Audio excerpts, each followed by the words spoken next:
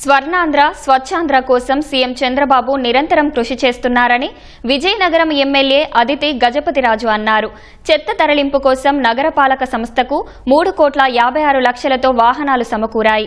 8 ట్రాక్టర్లు, 2 కాంపాక్టర్లు, 1 జేసీబీని నగరపాలక సంస్థ సహా ఇతర నిధుల నుంచి కొనుగోలు చేశారు. మున్సిపల్ కమిషనర్ నల్లనయ్యతో కలిసి కార్పొరేషన్ వాహనాల పార్కింగ్ డిపో వద్ద వాటిని ఆమె ప్రారంభించారు.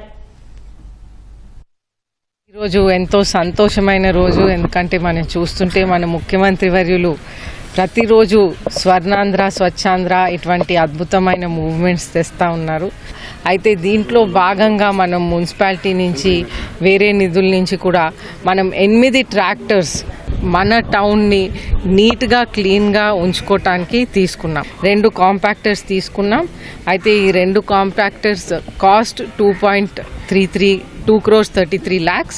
అలాగే 8 ట్రాక్టర్స్ చూస్తుంటే 79 lakhs.